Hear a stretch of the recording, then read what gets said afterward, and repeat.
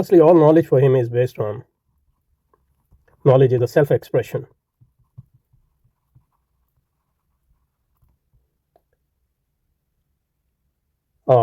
Systematized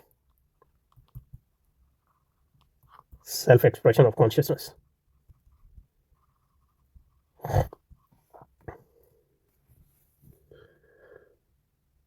So knowledge is not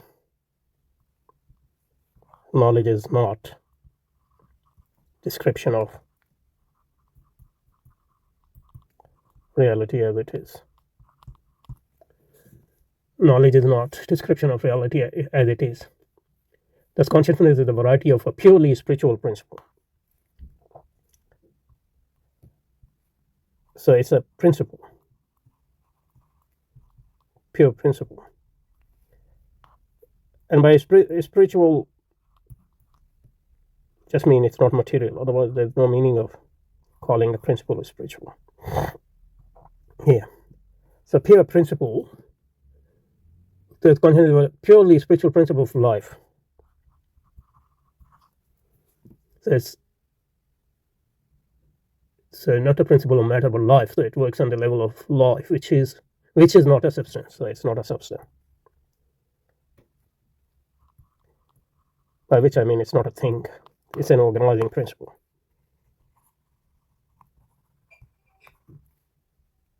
So spiritual principle of life, it is an organizing. The consciousness is a variety of a purely spiritual principle of life, which is not a substance but an organizing principle. Meaning, it is an immanent principle. You can say it is a form of life. What gives form to a life? So it resembles potential in a way, even if this concept of potential is more dynamic. A specific mode of behavior is essentially different to the behavior of an externally worked machine. So, machine you work from outside. So, on the other hand, this organizing principle is immanent in the sense that it is work from inside. So in that way, it is very similar to Aristotle's notion of principle. So, for example, this is a seed. So the principle, organizing principle, is the principle which is its potential. So when it interacts with right condition, that principle is activated and plants grow according to this organizing principle.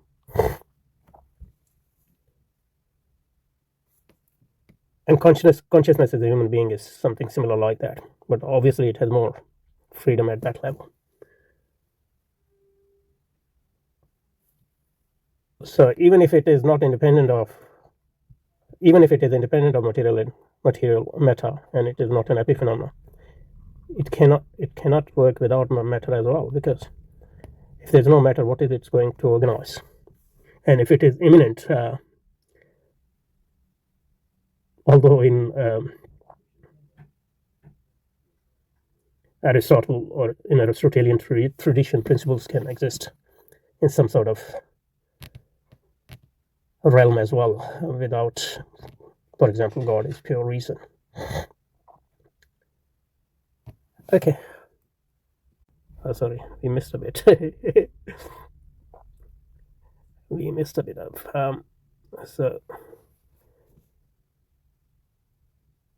So organizing a specific mode of behavior essentially different to the behavior in an externally worked machine, because of the reason. So it's not a machine. The world should not be considered a machine or this organizing principle. It's an immanent principle. Since, however, we cannot conceive of purely spiritual energy, which means, spiritual is meaningless here because it's an organizing principle. There's no,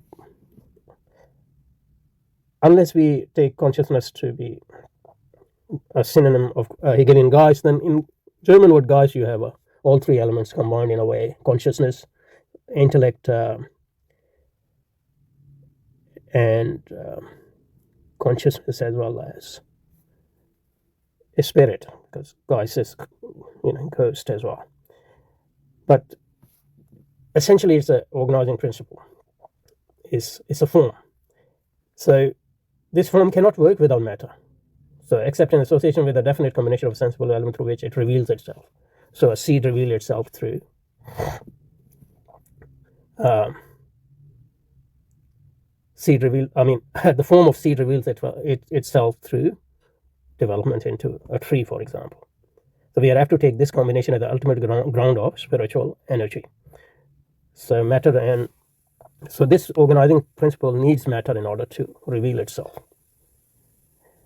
The discoveries of Newton and the sphere of matter and that of Darwin and sphere of natural history reveal mechanism. So they, according to Iqbal, Darwin and Newton treat the world as machine. And once you understand machine and how a machine works, then you know how the world works. That's why all problems, it was believed, were really problem of physics. Iqbal thinks that that's not the right way. You have to be a bit more Aristotelian, even though dynamic Aristotelian. In other words, Hegelian. The world is not necessarily a machine. It is more like a seed. So in this conception, the model is not physics, but biology, especially botany in this way, in this example. So energy and atoms with the properties self-existing in them could explain everything, including life, thought, will, and feeling. That was materialism, or mechanistic conception of a life and universe, which Iqbal is trying to reject here. He's not denying that it works at a certain level, but what he's saying is you can't explain higher form of life according to this model. And it's really not a model of Newton and Darwin, but those who base their materialism or mechanistic philosophies on the basis of Newton and Darwin's theories. So the concept of mechanism, a purely physical concept. So that's what he's rejecting. He's not rejecting it, but he's saying it's not self-sufficient. It cannot explain the higher form of life. Claimed to be all-embracing explanation of life. So that's what he's rejecting. And that was, sort of a form of gross form of simplistic forms of materialism, which prevailed in the 19th century, early 19th century, I guess. And the battle for and against mechanism is still being fiercely fought in the domain of biology. But for Iqbal, biology reveals the insufficiency of mechanistic philosophies. So his organizing principle is based on one way of reading biology, really. And that's why he goes to those philosophers who, like Bergson, as I said earlier, or within physics, those physicists who try to go beyond mechanistic philosophy, like Einstein and quantum physics, quantum mechanics, and all those things. But as we can see, this has nothing to do with spirituality. But at least for him, this creates a space in which you can reassert religion and Islam. Because in Iqbal's understanding, mechanistic philosophy, if we treat them as self-sufficient, then religion has no room alongside them. So that's a positive spin on what he is doing, and for sure that's one of his main concerns.